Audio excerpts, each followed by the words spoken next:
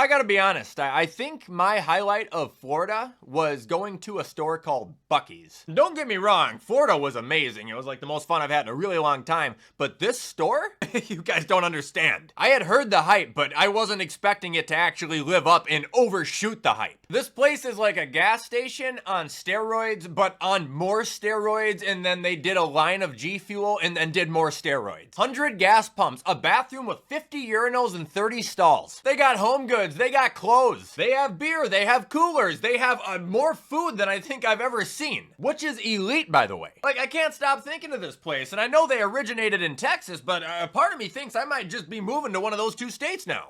Anyway, what is going on, everybody? Welcome back to another video and happy Friday. In today's video, we are going to be ranking every NFL team's receiving room before we go into the draft. I was thinking about this on the plane ride home. It's like, dude, so many teams are completely different than they were 2 months ago. Anyway, before we hop into the video, don't forget to use code WyattzWorld on G Fuel or Prize Picks, where you can save yourself a discount on any G Fuel products or match up to $100 of your first deposit. But that's all I got for plugs. Let's get into the video.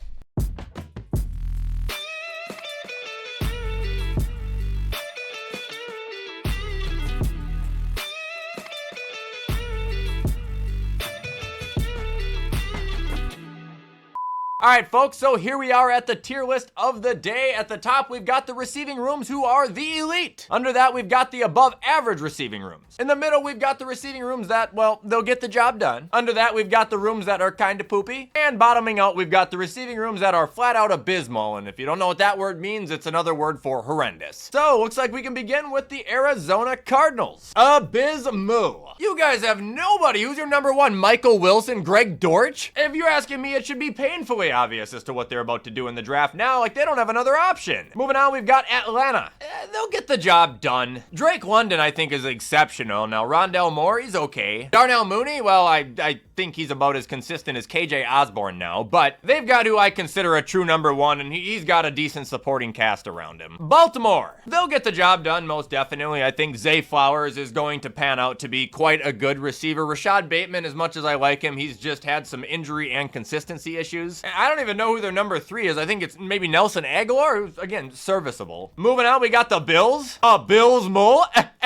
Actually, they're just kind of poopy. I mean, come on, Curtis Samuel, he's got his respect. Khalil Shakir, at least if you're a Bills fan, you know how much of an impact he's going to continue to make on the offense with more targets. But we can't act like those two and Mac Hollins and Andy Isabella is going to be anything special. We're going to have to really utilize the tight ends this year. Now moving on, we got Carolina. They'll most certainly get the job done. You know, they have Adam Thielen, who is old but still gold. Added Deontay Johnson, and then they have Jonathan Mingo, who I actually think was starting to put himself into a role last season as well. Like, they're fine.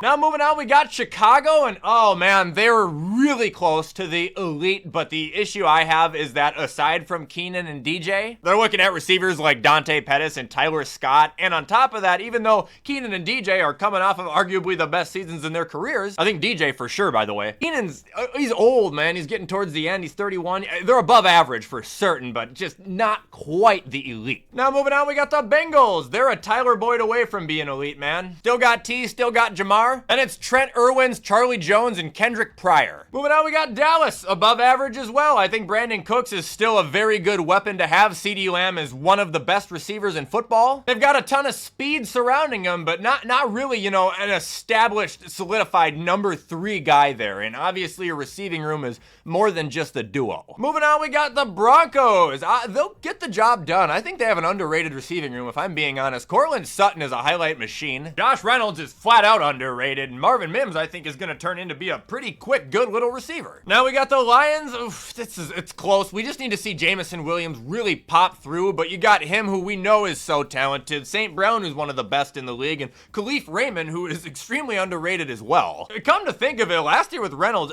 they really had just crazy depth. Now moving on, we got the Packers. I'm going to put them in above average, and hear me out. They don't have anybody who is just like a dominant force in the league, a top 5 receiver, nothing like that. But they've got about 4 guys who are all, I would say, either average or above average and trending to become really good in the future because they're so young. Romeo Doubs, Jaden Reed, Dontavian Wicks, I think they're all spectacular. And then, you know, you got the one that I question the most, and that's Christian Watson, who, it's not like he's a terrible receiver. I just think he has some consistency Watson seeing injury issues to get over. Like, if you throw Watson in the equation, they have potential to have 4 absolute superstars still. Now we've got the Texans, and finally we can cue it. Elite! Yes, absolutely, even though I'm a little bit salty at my boy Diggs. He's not my boy anymore. Fuck! But can't deny the talent he has, can't deny the talent Nico Collins has, certainly can't deny the talent Tank Dell has. Oh, and aside from those 3, they have Noah Brown and Robert Woods just sitting in reserve. They have the best in the league. Now we've got Indy. They'll get the job done. Look, they got Pittman, who's a solidified #1, Josh Downs, who had a nice flashy little rookie season. He's only gonna get better. And then they have Alec Pierce, who can definitely make an impact when needed. That'll bring us to Jacksonville. I mean, they'll get the job done. You gotta be honest with yourselves. Christian Kirk, he's not bad. We saw him when he was a #1 there. And then they have Gabe Davis, who is inconsistent but can play, and they have Zay Jones, who's at a career revival. It ain't all that bad. Now we got the Chiefs. They'll get the job done as well. I don't know the situation on Rashee Rice entirely, but it looks like he's practicing with Mahomes, so he's probably going to get to play, and they added Hollywood. Put those 2 in the mix with the 18 other guys Mahomes throws to on a daily basis, they'll get the job done. They always do. Okay, ladies and gentlemen, I am now interrupting this program for a brief message. I'll make it quick. But after tons of requests and you guys patiently waiting, I would like to announce that I am finally bringing back the Wyatt's World mystery packs to eBay. Those wondering what they are, it's like $20 for a pack of football cards that I have in my collection, where you will definitely get your money worth because I'm trying to get rid of things and they're only good cards, so this is how I make them. So I have a tray of cards. So first thing I'm gonna do is every pack is gonna get about 5 random rookie cards. All different brands, silvers, parallels, rated rookies, prisms. Rashad Bateman rated rookies and stars right there. Then every pack will get 3 base variant cards, which can be silvers, checkerboards, die cuts. Every pack will also get an insert or 2. Then every pack will receive either a number, autograph, or relic card. And then I'm also hooking you guys up with a pack hit. And that's where you'll get another card top loaded that, you know, is specifically a little bit higher. Throughout the process of all of this, there will be 5 PSA 10 slabs slipped into these. If you pull one, please tweet it so people can see you got it. The slabs included are a Brandon Cooks PSA 10 rookie card, Clyde Edwards-Phoenix PSA 10 rookie card, AJ Dillon Prism PSA 10 rookie card, Antonio Gibson Prism PSA 10 rookie card, and a Jerry Jeudy PSA 10 Prism rookie card. Sorry this ad is long, but I know a lot of people wanted it. I'm gonna be putting packs up in increments, and they should be starting this weekend. I'll make sure to post in the community notes when it is live with the link. Sorry about that, folks. Back to the ranking, we got the Raiders. Above average, honestly. Devontae Adams is still good. Jacoby Myers, I've voiced my frustrations on how underrated he is. And at the end of last year, we got to see Trey Tucker start to get some targets, and he don't look bad either. Chargers, abysmal. I think they only have 4 receivers currently on their team, and their best one is either Josh Palmer or Quentin Johnston. Fantastic. The Rams, cue it, elite. They got Puka, they got Kupp, and I honestly believe from the bottom of my heart that Demarcus Robinson has become a better player on that team. Plus, we're forgetting about Tutu Atwell, who will make an occasional explosion when needed as well. They've got a damn good group there. Miami, only above average. Still love me some Hill, still love me some Waddle, but then it goes to, what, Braxton Berrios? River Craft, or however the hell you say his name? Like, there's a pretty big dump off. Now we got the Vikings. As much as I want to say they're elite, they're just above average, because again, after Jefferson and after Addison, the dump off, it's real. And I know Brandon Powell isn't bad when he's needed to play, but I mean, like I said, the dump off is real. Now we got the Patriots, kind of poopy. You'd think they're abysmal, but they're really not. Well, maybe with the addition of KJ Osborne they are, but Kendrick Bourne is not a bad player, and I don't think DeMario Douglas really is either. It's just the fact that they were in, well, a shit show.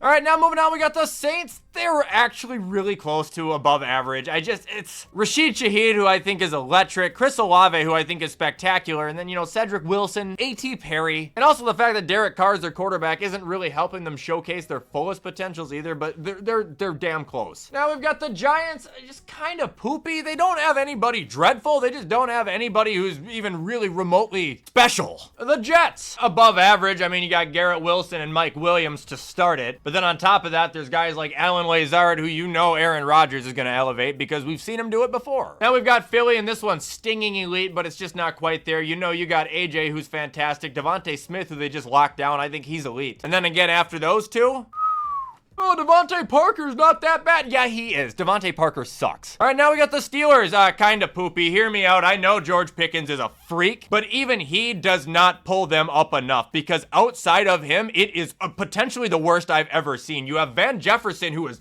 fucking terrible. Then it's what, Kelvin Austin, Denzel Mims, Marquez Callaway? That is putrid. Now we've got San Francisco, above average, really close to elite. Ayuk is still there, he's great. Debo is great. Juwan Jennings, I think, is really good. He's just not quite there yet to bring them up to that peg. I remember in the Super Bowl, Juwan was nuts for like the first half. Now we've got Seattle, cue it. Elite. They've got a really good big three. DK, Lockett, Jackson Smith. They've also got Laviska Shenault in their room, who I know he hasn't been deadly since he was in Jacksonville, but I still believe that guy's got a surge of talent if they wanted to try and revive it. I like what Seattle has. Now we've got Tampa. Above average, damn near elite. Trey Palmer, who is their number 3, honestly, isn't that bad, but Mike's getting older. He is still there, and they have Godwin, who's great. Again, they're not quite to that peg. Now we got the Titans above average. They're about as close to elite as the Buccaneers, believe it or not. Ridley, DeAndre Hopkins, like that's a pop of a 1-2. Then it drops down to Treylon Burks, and I mean, he's the best of a crowd of about 4, and that's not saying a whole lot. That'll bring us to the commies. They'll get the job done. I actually think they have an underrated room though, because I like Dotson, I like Scary Terry, and then you got guys like Diami Brown or Omalide Zacchaeus, who they might only make one play a year, but it's gonna be a memorable big one. And ending, we got Cleveland. This one's weird. They're above average. They're kind of like Green Bay, a step above Green Bay and just a step below elite. Like, they've got Amari, who is well off, and then a bunch of guys who potentially could explode and are serviceable. But how much of their talent are we going to get to see with Watson throwing their ball when he can't think about anything other than the fact that the entire world hates him every time he's out there? Anyway, folks, that is it for me ranking every wide receiving room in the NFL pre-NFL draft. That is also all I got for you in today's video, ladies and gentlemen. There is an extra coming out later, so keep an eye out for that. But in the meantime, I'm gonna get this edited so you guys can watch it on time. I hope you all have a fantastic Friday, have a good weekend, and I will see you in the next upload.